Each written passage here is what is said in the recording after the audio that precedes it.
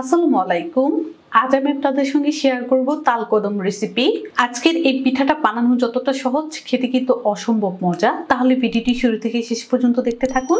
তালকদম পিঠা তৈরি করার জন্য চুলার মধ্যে আমি একটা প্যান বসিয়ে দিলাম আর 1 কাপ পরিমাণ এখানে পানি দিয়ে দিব।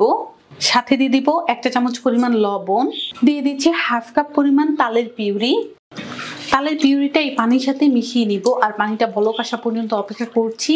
পানিটা বলক চলে এসেছে আর তালটাও কিন্তু সুন্দর পানির সাথে মিশে গেছে। এখন এখানে 1 কাপ পরিমাণ শুকনা চালের গুঁড়া দিয়ে দিব। শুকনা চালের গুঁড়াটা দিয়ে স্প্যাচুলা দিয়ে আমি ভালো করে তাল পানির সাথে মিশিয়ে নিব। পিঠার জন্য কিন্তু কাইটা আমাদের রেডি। এখন আমি চুলা থেকে নামিয়ে এটাকে ঠান্ডা হওয়ার জন্য রেখে দিব।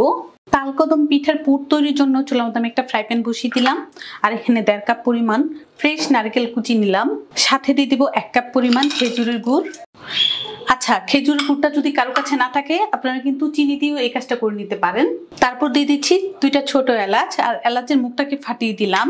একটা স্প্যাচুলা দিয়ে নারকেল আর গুড়টাকে এইভাবে মিশিয়ে দিব আর গুড়টা গলা পর্যন্ত অপেক্ষা করব। কিছুক্ষণের মধ্যেই গুড়টা গলে গিয়েছে আর এই যে দেখুন, গুড় থেকে কিন্তু অনেকটাই পানি ছেড়েছে। এই পুরটাকে আমি আরো কিছুক্ষণ ভেজে নিব। নারকেলের পুরটাকে আমি আরো কিছুক্ষণ ভেজে নিয়েছি আর এটা কিন্তু ভাজা ভাজা হয়ে গিয়েছে। এখন এই পুরটাকে আমি নামিয়ে নিব। পিঠা তৈরি করার জন্য এখানে আরেকটি বাটি নিয়ে নিলাম আর এই বাটির মধ্যে 1/3 কাপ বাসমতি চাল নিলাম। তারপর এখানে আমি পানি দিয়ে এটাকে 30 মিনিটের জন্য এভাবে ভিজিয়ে রেখে দিব। তাহলে 30 মিনিট পর দেখাই। পিঠার জন্য যে কাইটা করেছিলাম এটা কিন্তু ঠান্ডা হয়ে গিয়েছে, মানে উষ্ণ গরম আছে। এই অবস্থায় কাইটাকে আমি হাত দিয়ে ডলে নিব, মানে হাতের তালু দিয়ে এভাবে চেপে এটাকে ভালো করে মথে নিব। কাইটাকে হাত দিয়ে ভালো করে ডলে নিলাম আর এই যে পিঠার জন্য কাইটা। আচ্ছা, এই কাইটা কিন্তু রুটি বেলার কায়ের মতো হবে না, তার চেয়ে একটু নরম কাই হবে। দেখুন আমার হাতের সাথে কিন্তু এটা আটকে যাচ্ছে। তালকদম বানাতে গেলে কিন্তু কাইটা আমাদের এমনই লাগবে। এখন এই ডোটাকে আমি ছোট ছোট লেচি কেটে নিব। এই যে লেচিটা কেমন হচ্ছে দেখাই। আমার এই ডো থেকে 20টা লেচি হয়েছে। এখন এটাকে আমি সাইড করে নিব। 30 মিনিট পর পিঠার জন্য যে চালটাকে ভিজিয়ে রেখে দিয়েছিলাম, এই যে চালটা দেখুন আগে থেকে কিন্তু ভিজানোর কারণে বড় বড় হয়ে গিয়েছে। এখন এই চালটাকে আমি একটা ছাঁচের মধ্যে নিয়ে নিব। পিঠা তৈরি করার জন্য এখানে আমি একটা লেচি হাতে নিয়ে নিলাম। তারপর লেচিটাকে আমি একটা বাটি শেপ করে নিব। 2টা আঙুল দিয়ে ঠিক এভাবে চাপলে কিন্তু একটা বাটি শেপ হয়ে যাচ্ছে। দেখুন কিভাবে করতেছি, তাদের কিন্তু দেখে দেখেই বুঝে নিতে হবে। এই যে তারপর যে পুরটা তৈরি করেছি সেই পুরটা এখন এখানে দিয়ে দিব। পুরটা কিন্তু কম বেশি করে আপনাদের পছন্দ মতো নিতে পারেন। পুরটা দিয়ে দিলাম। তারপর এটাকে আমি সিল করে নিচ্ছি আর ভালো করে কিন্তু সিলটা করতে হবে। এখন এটাকে এইভাবে একটু গোল করে নিব, একটা বলের শেপ নিয়ে আসব। 2 হাতের তালু দিয়ে ঠিক এভাবে এটাকে ঘষে নিব আর এই যে একটা কিন্তু রেডি করে নিলাম।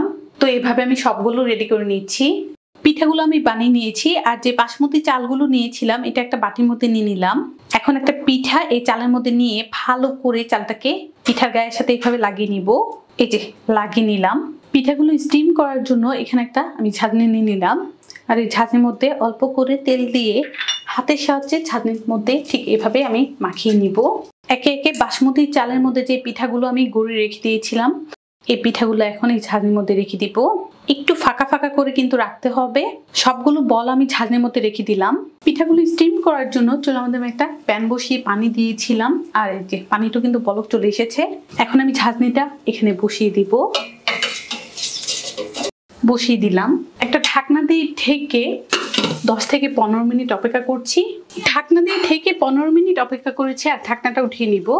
আর এই যে মাশাআল্লাহ দেখুন তালকদমগুলো কিন্তু আমাদের হয়ে গিয়েছে।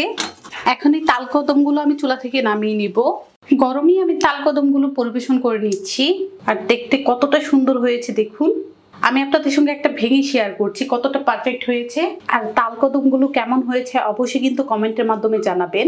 দেখলেন তো কতটা পারফেক্ট হয়েছে।